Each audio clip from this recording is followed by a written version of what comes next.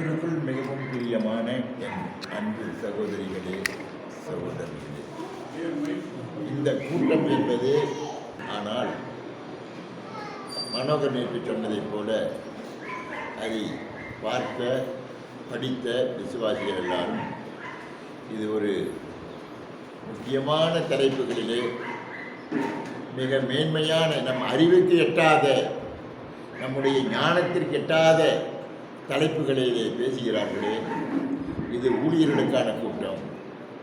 தேவ ஊழியர்கள் தன்னுடைய பாதையை மாற்றிக்கொள்ளவும், பாதையை புதிதாக வகுத்து கொள்ளவும் கூடிய பக்குவத்தை வழங்கக்கூடிய கூட்டமாக இருக்கும் என்று நினைத்து விட்டார்கள். இந்த சபை நிரம்பி வடிகிற சபை. ஆனால் நாம் இப்பொழுது மேக்சிமம் விசுவாசிகள் தான் என்று இல்லாமல் விசுவாசிகளுக்கு மாற்றாக ஊழியர்களே நிறைந்திருக்கிறோம். தேவனுடைய ஊழியக்காரர்களால், தேவனுடைய விசுவாசிகளை வழி நடத்துபவர்களால் நடத்தப்படுகிற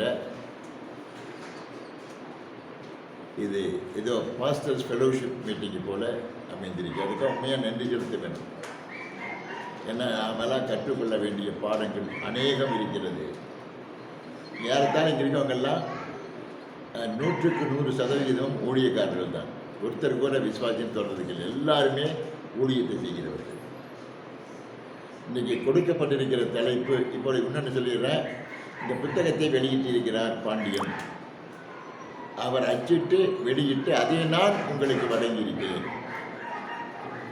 அவரை உற்சாகப்படுத்தும் விதத்திலே, அவரை தொடர்ந்து இப்படிப்பட்ட நூல்களை வெளிப்படுத்தும் முறையிலே அவருக்கு ஊக்கப்படுத்துவதற்காக, உற்சாகப்படுத்துவதற்காக உங்களால் முடிந்ததை வாங்கிட்டு போயிட்டீங்க. சில பேர் பணம் கொடுத்தீங்க, சில பேர் கொடுக்காமல் இருக்கீங்க. எல்லாம் என்ன தெரியுமா, அவரை தயவுசெய்து அவரிடம் அவருடைய உங்கள் அன்பளிப்பாக, காணிக்கையாக, தேவ காணிக்கையாக உங்களால் முடிந்ததை 10 ரூபாயிலிருந்து எத்தனை ரூபாய் வேணாலும், 20ஓ 50ஓ, உங்களால் முடிந்ததை அவருக்கு, அது உங்களுக்கு ஆசீர்வாதம். அவருக்கு பணம் கொடுப்பது அவருக்கு ஆசீர்வாதம் அல்ல, கொடுப்பதனால் உங்களுக்கு ஆசீர்வாதம். நான் ஒரு காலத்தில் சபை ஊழியத்தை நிறுவி யூனிவர்சிட்டி ஊழியத்தை நிகழ்த்தி நடத்தி கொண்டிருந்த பொழுது காணிக்கை வாங்க மாட்டேன். பட் நான் புக் போட்டிருந்தேன், நான் ஜீசஸ் கம்ஸ், இயேசு வருகிறார் ஊழியம். உங்களுக்கு யாருக்காவது தெரியாதுன்னு நினைக்கலாம், பெரும்பாலும் தெரியாது. ஜான் ரவீந்திரநாத் கேள்விப்பட்டிருக்கீங்களா? பாளையங்கோட்டை, திருநெல்வேலி பாளையங்கோட்டை மேலமாணிக்க, மேல பாளையத்தை அடுத்து வீரமாணிக்கபுரத்திலே அந்த கல்லூரி, அங்கே தான் நான் படித்தேன். காலேஜுக்கு நான் ஒர்க்கில் இருக்கிறேன், லீவை போட்டுட்டு அங்கே போய் படித்து அங்கேயே பட்டம் வாங்கினேன், ஆர்டினேஷன் பெற்றேன். நான் சிஎஸ்ஐ கிறிஸ்தவனாக இருந்தாலும் ஜான் ரவியிடம் கற்று தேர்ந்து அங்கே லெக்சரராகவும் பணியாற்றினேன், விரிவுரையாளராகவும். அதே இயேசு வருகிறார் பைபிள் காலேஜில் நான் விரிவுரையாளராக இருந்து பிறகு அங்கேயே பிரின்சிபலாகவும் இருந்தேன். 10 ஆண்டு காலம் அந்த பணிகளை செய்தேன். ப்ரொஃபஸர், தென் பிரின்சிபல் இந்த பைபிள் காலேஜ் ஜீசஸ் கம்ஸ். அப்போ தான் நீங்கள் சொல்கிற வின்சென்ட் செல்வகுமார், சாது சுந்தர் பேர் என்ன, சாது சுந்தர் செல்வராஜ், சாது சுந்தர் செல்வராஜ், மோகன் சி லாசரஸ், பெர்க்மான்ஸ் 2 வருஷம் இருந்தார். படித்த வருவார், இங்கே வந்து படிச்சுட்டு போவார். அப்போ துதி சங்கர், மதுரை வின்சென்ட் ராஜ், கோயம்புத்தூர் ஜவஹர் சாம்வேல், இப்படி அநேக ஊழியர் அவருடைய கல்லூரியிலே படித்தவர்கள் தான். இன்றைக்கி அவங்க டிவியில் இந்த வின்சென்ட் செல்வகுமார் சொல்லுவார், சாது சுந்தர் செல்வராஜ் சொல்லுவார், நான் அங்கேயே படித்தவங்க. அவங்கெல்லாம் எங்கிட்ட படித்தவங்க. நான் எங்கள் பிரின்சிபால். நான் வயசு அவங்கள விட கொஞ்சம் சின்னதாக இருக்கலாம், பெருசாக இருக்கலாம், ஆனால் அதெல்லாம் பார்க்கல. ஜீவானந்த ப்ரொஃபஸரு ஜீவானந்த, மகிழ்ச்சி பத்திரிகை ஜீவானந்தம் தெரியுமா? மகிழ்ச்சி பத்திரிகை ஜீவானந்தமும் நானும் தான் நாங்கள் கிளாஸ் நடத்துவேன். ஜான் ரவீந்திரநாத் கிளாஸ் நடத்துவேன். வேறு யாருக்கும் அனுமதி கொடுக்க மாட்டார். பெர்க்மான்ட்டெல்லாம் வந்தால் பாடம் கேட்கலாம், அவ்வளோ சந்தேகம் எழுப்பும், அவ்வளோதான். அப்படிப்பட்ட ஒரு பெரிய ஞானியிடத்திலே நான் கல்வியை கற்றேன். அங்கே நான் ஊழியத்தில் இறங்கும்போது அது எனக்கு தெரியாது. எல்லாத்திலையும் காணிக்க வந்தாக்கா புக்கை நடத்தினேன். அவர் இயேசு வருகிறார், நான் இயேசு இருக்கிறார், ஜீசஸ் லிவ்ஸ் அப்படின்னு ஒரு பத்திரிகை எழுதியிருக்கேன். அது எல்லாம் பெரும்பாலும் காலேஜுக்கு போகும். Medical college, engineering college, arts college எல்லாம் போகும். அப்போ எனக்கு வரும் காணிக்க, இந்த புஸ்தகத்தை படித்து போட்டு வரும். டிஎல்சி, இஎல்சி இருக்கல, இஎல்சி, அப்புறம் டிஎல்சி, இந்த புக் ஸ்டால் இருக்கல, சிஎஸ்ஐ புத்தகங்களையும் டிஎல்சி புத்தகங்கள்லாம் புக்கு கிடைக்கும். அது எடுத்துகிட்டு போவாங்க, இலவசமாக போட்டுருவோம். ஒரு 10,000 பேர் எடுத்து இலவசமாக போட்டுருவோம். அதை வாங்கி படிப்பாங்க. படிச்சுட்டு எடுத்துகிட்டு போவாங்க. படிச்சுட்டு எனக்கு காணிக்கை அப்போவே நான் சொல்கிறதெல்லாம் ஒரு 25 வருஷம் இருக்கும். 500, 1000 அனுப்புவாங்க. நான் அதை அப்படி என்ன பண்ணுவேன், எந்த அட்ரஸோ அந்த அட்ரஸ்க்கு 50 ரூபா சேர்த்து திருப்பி அனுப்புவேன். அதில் எனக்கு ஒரு இனமோ எனக்கு ஒரு பெரிய சாதனையை சாதித்த நினைப்பு எனக்கு. ஆனால் எவ்வளோ முட்டாள்தனம் என்பதை எனக்கு அமெரிக்காவிலே ஒரு சகோதரி உணர்த்தினார். அந்த சகோதரி ஞானாம்பாள்னு பேர், தமிழ்நாட்டுக்கு இருந்த ஞானாம்பியைன்னு பேர். அந்த ஞானாம்பியுடைய தம்பி தான் தட்சிணாமூர்த்தி. கேள்விப்பட்டிருக்கீங்களா? இயேசு அழைக்கிறார், ஜீசஸ் கால்ஸ் மினிஸ்ட்ரியினுடைய பொறுப்பாளராக இருந்தால் தட்சிணாமூர்த்தி. தெரியுமா? கேள்விப்பட்டது இல்லையா? கோயம்புத்தூர் காருண்யா பல்கலைக்கழகத்தில் அவர் பொறுப்பாளர். அவர் கவுடர், கிறிஸ்துவத்துக்கு. அவங்க அக்கா தான் ஞானாம்பியர். அவர்கள் அந்த ஞானாம்பியுடைய கணவர் மாரண்ண கவுடர், எம்ஏபி வக்கீல், நிருபன் சக்கரவர்த்தி, அப்புறம் மதியழகன் போன்ற அரசியல்வாதிகள்லாம் அவர் கூட படித்த கிளாஸ்மேட்ஸ். அந்த குடும்பத்தோடு எனக்கு தொடர்பு எப்படி அமெரிக்காவில் அவங்க சொன்னாங்க. நான் காணிக்கை இப்படி பண்ணுறதை பார்த்து போட்டு, ஐயா அப்படி பண்ணக்கூடாது, நீங்கள் என்ன, ஏன்னா அவங்களுக்கு ரொம்ப சின்னவன். நீங்கள் காணிக்கையை வாங்க மறுத்தால் அவனுக்கு வருகிற ஆசீர்வாதத்தை நீங்கள் தடுப்பதை போல. நீங்கள் வேறு ஏதாவது வாங்கி செலவு பண்ணுங்க. நீங்கள் வாங்காம மாட்டேன்னா உங்களுக்கு கௌரவம், உங்களுக்கு பெருமை நினைக்காதுங்க. அதே தப்பு. காணிக்கை பெற்றுக்கொள்வது உங்கள் கடமை. கர்த்தர் உங்களுக்கு கொடுக்க கட்டளை. வாங்க மறுப்பதோ திருப்பி கொடுப்பதோ நீங்கள் கர்த்தரை மறுதளிப்பதை போல, கர்த்தரை வேண்டாம் என்று ஒதுக்குவதை போல என்று உணர்த்தி அப்புறம் தான் நான் வாங்கி மற்ற என்னுடைய ஆர்ப்பணிகளுக்கெல்லாம் அனுப்ப ஆரம்பித்தேன். ஆகவே நீங்கள் இப்பொழுது அந்த புத்தகத்திற்காக தருவது கர்த்தருக்கான காணிக்கை. அதை நீங்கள் கர்த்தருக்கான காணிக்கை எவ்வளோ வேணாலும் கொடுக்கலாம். புத்தகங்கள் அதே போல் சில திருச்சபைகளுக்கு புத்தகம் அதிகம் தேவையாக இருந்தால் அவருக்கு சொன்னால் கொடுப்பார். காசு இப்போ கொடுக்கணும்னு அவசியம் இல்லை. ஒரு முகவரி வாங்கிட்டு நீங்கள் அனுப்பி வைக்கலாம். ஏன்னா உற்சாகப்படுத்தணும். ஒரு தேவ ஊழியனை உற்சாகப்படுத்தணும், ஊக்கப்படுத்தணும், தொடர்ந்து எழுத வைக்கணும். பேசுறீங்களா?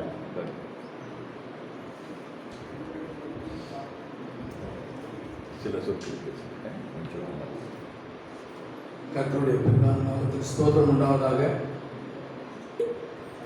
பேசணும்னு ஐயா ஒரு ரெக்வஸ்ட் கேட்டேன். இந்த புத்தகம் 2000 எழுதுனது. ஏறக்குறைய 24 வருஷம் ஆகுது. வெளியிட ரொம்ப தாமதமாக இருந்துச்சு. பணம் இல்லை, நிறைய சிக்கல். இது போல் ஒரு 10 புத்தகங்கள் எழுதியிருக்கிறேன். அந்த 10 புத்தகங்களுடையும் தலைப்புகளும் பார்த்தீங்கன்னா வித்தியாசமாக இருக்கும். ஒன்றுமே எல்லாமே வேற வேறு மாதிரி எழுதியிருக்கிறேன். இது மறைந்து கிடக்கும் கடைசி நாட்களில் என்ன நடக்கும் அப்படின்றத குறித்து எழுதி வெளியிட கடைசி நாளே நம்ம போயிடும் போலுக்குது அப்படின்ற ஒரு பயத்தோடும் இது வெளியிடலன்னு ஐயாவோட முயற்சியால் தான். ஏன்னா இத்தனை வருஷம் ஆண்டுகளாக நான் எழுதியும். 2வது புத்தகம் பயம் என்கிற கொடிய வியாதி. 3வது புத்தகம் பார்த்தீங்கன்னா சோதனையிலிருந்து விடுதலை, சோதனை என்னும் கேடகம், நித்திய ஜீவன் அடையக்கூடிய வழி, கடன் உன்னை தேய்ச்சுகிற அச்சாணி. இப்படி ஒரு 10 புத்தகங்கள் எழுதியிருக்கிறேன். அது மாத்திரம் இல்லை, இப்போ நான் பாடின ஒரு பாட்டு, நான் எழுதின பாட்டு 210வது பாட்டு, 700 பாட்டு எழுதியிருக்கிறேன். அதுவும் வெளியிடல. இது வரைக்கும் 700 பாடல். இந்த ஒரு பாட்டு நான் பாடுறது கேசட்டில் வெளியிட்டிருக்கிறேன். இதை ஏன் நான் பேச வந்தேன் இப்போன்னா, 5 வருஷத்துக்கு முன்னாடி தான் எங்கள் சுந்தரபாரதி ஐயாவை எனக்கு தெரியும். அதுக்கு முன்னாடி எனக்கு தெரியாது. உறங்கி கிடக்கிற இந்த புத்தகங்களும் பாடல்களும் படிப்பும் ஞானமும் இவரால் தான் இன்றைக்கு நான் வெளியிட்டது சொல்ல வரதுக்காக தான் நீங்கள் சொன்னேன். இவர் இல்லை என்றால் இன்னும் அது தூக்கிட்டு தான் இருக்குங்க. இன்னும் ஒன்பது தூக்கி இருக்குது, தூக்கிட்டு தான் இருக்கும். எனக்கு உற்சாகத்தை ஊட்டியவர், என்னை இது ஒரு எழுந்து நின்று நடக்கணும், இது செய்யணும்னு சொன்னவர் ஐயா தான். அதனால தான் எனக்கு எப்படியாவது கஷ்டப்பட்டு 1 வீக் இந்த புக்கை வெளியிட்டோம். யாருக்கும் இருக்கல.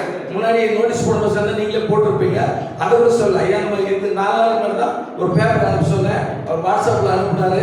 அதுதான் உங்களுக்கு முன்ன பதிவை போட்டிருக்குது. ஆகவே நீங்கள் புத்தகத்தை நீங்கள் படித்து பாருங்கள். நீங்கள் எவ்வளோ புத்தகம் வேணும்னாலும் நான் அனுப்புகிறேன். உங்களுக்கு அட்ரஸ் இருக்குது, இல்லை உங்களுக்கு அனுப்புகிறேன். நீங்கள் என்கரேஜ் பண்ணுங்கள். கர்த்தர் பெரிய காரியங்களை செய்வா. இன்னும் புத்தகங்களை வெளியிடணும், பாடல்களை வெளியிடணும். பாடல்கள் வெளியிடுறதுக்கு உண்டான காரியங்கள் செஞ்சுட்டு இருக்கிறேன். அதுக்காக நீங்கள் எல்லாரும் ஜெபம் பண்ணுங்க. எனக்கு ஒரே ஒரு காரணம், சுந்தரபாரதி ஐயா இல்லைன்னா இதை நான் இன்னைக்கும் வெளியிட்டிருக்க மாட்டேன்.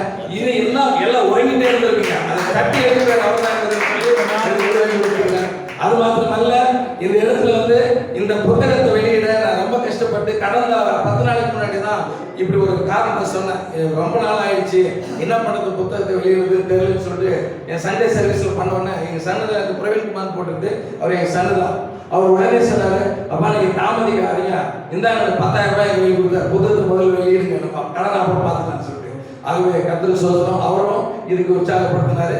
நீங்களும் உற்சாகப்படுத்தினா இது போல அநேக புத்தகங்களை எழுதி ஜனங்களுக்கு நம்முடைய ஆண்டவருடைய வார்த்தைகளை சொல்ல வேண்டிய காரியங்களை புத்தகத்தின் மூலமா வெளியிடுகின்ற ஆசையை நிறைவேற்றிக் கொள்ளலாம் என்பதை ஜெபிக்கின்றது வேண்டிக் கொள்கிறேன். நன்றி.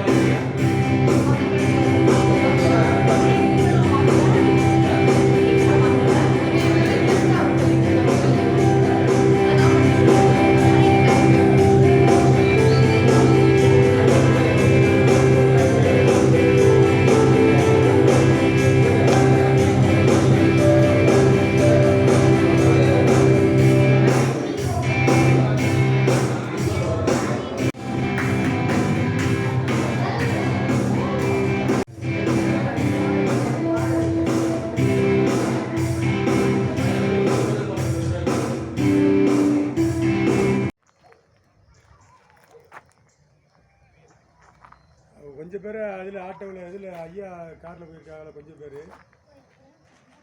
அந்த பிஎட்டில் மீதி வந்து நாங்கள் இங்கே 2 வேனுக்கு எடுக்கிற மாதிரி ஒரு பிஎட்டை திரும்ப வர சொல்லுங்க வேனுக்கு சரியாக இருக்கும் கம்பெனி சொல்லி பிஎட்டை கொண்டு வர சொல்லுங்க இந்த ட்ரிப்பு ஐயா மேலே நின்னுங்க. மேலையா அவ்வளோ க்ளோஸாக கவர் ஆகுமா? அதெல்லாம் எல்லாமே வந்துடும். முன்னாடி கார் மட்டும் வரலைங்கய்யா. சரி சரி வந்துருமியா வந்துருமா? நிறைய பேர் கேட்டில் போய் நிற்கிறாங்க வண்டியில் எப்படியாவது இடம் பிடிக்கணும்னு சொல்லிட்டு. இப்போ வந்துருங்க 15 நிமிஷத்தில் வர அப்படியா ஐயா? உடனே வந்துருங்க வந்துடுறேன். எல்லாரும் போக சரியா சரியா சரியா பாடல்லாம் உங்கள் பாடல் தான் சிறப்பு இன்னைக்கு. ஏதோ ஆண்டவர் கிருபைனாலயா கொடுத்து நம்ம பாடுவோம். அவர் அந்த கிருபை வெளிப்படுத்திட்டேன் அதானே செய்ய முடியுங்கய்யா. அவர் தானே செயல்படணும். ஆமாம் ஆமாம். நம்ம ஒரு பாத்திரம். உங்களுக்கு இசைகள் இன்னைக்கு சரியான இசை இல்லையா? நீங்களே கை வச்சா நல்லா இருக்குமென்னு இன்னைக்கு சொல்லியிருக்காங்கய்யா. நான் நேற்று அவங்கள்ட்ட பென் டிரைவர்லாம் இல்லை. பென் டிரைவர் தான் அதில் பீட்டு வரும். கீபோர்டில் உள்ள பீட்டு சாதா பீட்டு தான் வச்சுருப்பாங்க. ஆமாம். அதில் தயவாக சொல்லியிருக்கேன் ஐயா கொஞ்சம் ட்ரை நாங்கள் பண்ணி என்ன தான் பாடினாலும் இசையில் என்ன அந்த பாட்டில் பிரயோஜனம் இல்லைங்கய்யா. என்ன நல்ல தண்ணி இல்லாத இடத்துல சோப்பு போட்டால் முறை வருமா? முறை வராதுங்களையா? அது மாதிரி இசை தான் ஐயா பாட்டுக்கு நல்லா இருக்குங்க. எங்கள் பாட்டில் என்னையா இருக்குது இசை தான் தூக்கி விடணும்னு சொல்லி சொன்னேன். சரி எனக்கு எல்லாம் கரெக்டாக பண்ணிடும் சொல்லியிருக்கேன். ஆமாம், ஒரு உற்சாகம் ஒரு ஆற்றல் பிறகுது அப்படின்னா இசையோட உள்ள பாட்டு தானே. இசை தானேங்க உங்களுக்கு இசை தான் பாடலை இசைக்கு எல்லாருமே அடிமையாக தானே இருக்கு. ஆமாம் கண்டிப்பாக தேவனே அடிமையாக இருக்காருயா. ஐயோ நீ அப்படி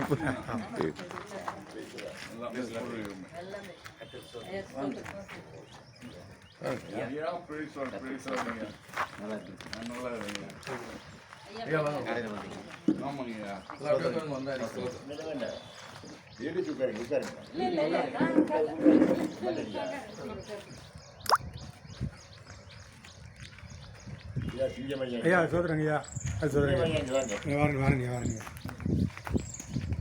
சிங்கமையா என்ன எடுத்தீங்க?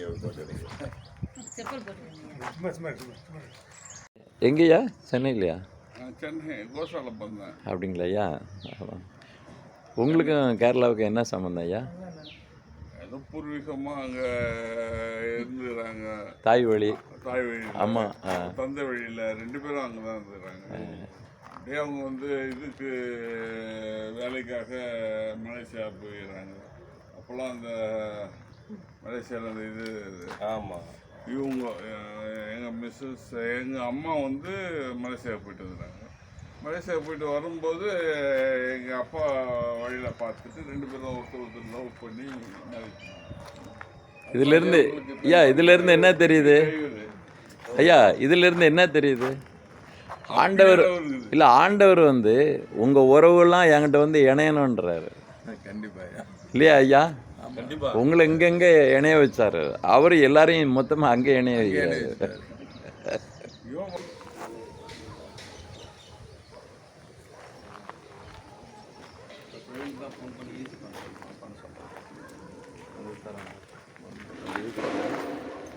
செல்ஃபி தானா என்னுடைய அருமை ஐயா தாமஸ் ஐயா. நான் எப்போவுமே வந்து இந்த மாதிரி எடுத்து அப்புறம் கட் பண்ணி அட்டாச் பண்ணி. Okay okay okay. அதெல்லாம் எடிட்டிங்லாம் இருக்கு. அந்த ஆப்ஷனை வச்சு என்னங்கய்யா இது? அழகு எடுக்கிறாங்க படம் அழகு உங்க வருங்க அப்படியே பாசு நேரம் நில்லுங்க பாசு என்னை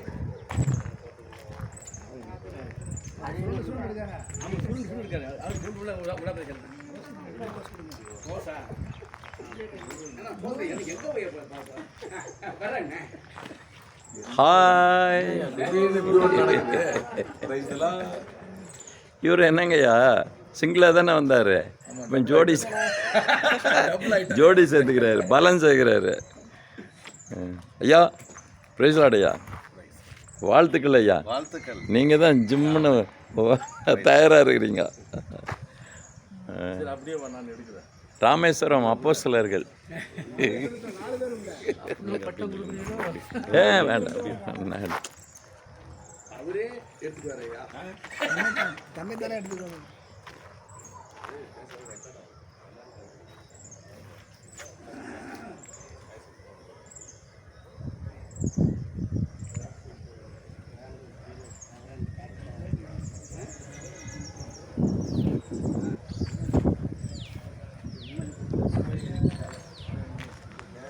நீங்கள் எதுவும் சொல்ல விரும்புகிறீங்களா? நான் ஒன்றுமே சொல்ல விரும்பல.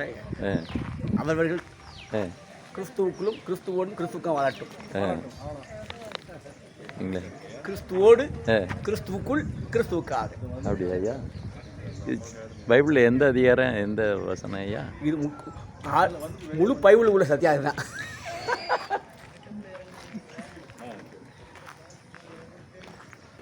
தொட்டகுபியிலே நாங்கள் தங்கியிருந்த இந்த ரிசார்ட்ஸில் தான் நாங்கள் தங்கியிருந்தோம். இது மண்ணுனாலவே மண் செங்கல்னாலே பெரிய பெரிய செங்கல் வச்சு கட்டியிருக்காங்க. எப்பவும் குளிர்ச்சியாக இருக்கும். ஏற்கனவே பெங்களூரே குளிர்ச்சி தான், இருந்தாலும் இந்த குளுமையான இடத்துல எங்களை தங்க வச்சாங்க. எல்லா வசதியும் இருக்குது, கேன்டீன் இருக்குது, உள்ள நல்ல டாய்லெட் ஃபெசிலிட்டிஸு, வெஸ்டர்ன்ஸ் எல்லாமே இருக்குது. இந்த கட்டிடத்தில் தங்கியிருந்து இங்கே காலையில் எங்களை வண்டியில் போட்டுட்டு போவாங்க. நாங்கள் எங்கள் மீட்டிங்கில் செல்வதற்கு எல்லா ஆயத்தங்களையும் எங்களுக்கு பண்ணி தந்தாங்க. சாப்பாடு காலையிலையும் ஈவினிங்லேயும் இங்கே சாப்பாடு கொடுத்துருவாங்க. ரெடி ஆகிட்டீங்களா? மதியம் நாங்கள் போகிற மீட்டிங் பாயிண்டில் எங்களுக்கு சாப்பாடு கொடுப்பாங்க. இவர் தான் ராஜா ஃப்ரம் சென்னை ஐயா, மணிதாசன் ஐயா. அவர் அந்த ரூம்லேருந்து வராரு. நாங்கள் வெளியில் டைம் பாஸ் இங்கே வெளியில் சேர் போட்டுக்குவோம். நல்லா உட்காந்து அவங்கவுங்க குடும்பமாக சபை மெம்பர்களாக உட்காந்து பேசுவதற்கு நல்ல அழகான இடம். வாக்கிங் பண்ணது இதை சுற்றிலும் இங்கே நாங்கள் வாக்கிங் பண்ணுவோம். எங்களுக்கு நல்ல ஒரு வசதியாக இந்த கூடாரம் எங்களுக்கு அமைத்து தந்தார்கள். அவரவரன் டாக்டர் மனோகர் தான் எங்களுக்கு எல்லாம் ஏற்பாடு பண்ணி கொடுத்தாரு. சகோதரிகள்லாம் வண்டிக்காக நாங்கள் இங்கே காத்துட்ருக்குறோம். அருமையான இடம். நீங்களும் எங்களோட அடுத்து வாருங்க.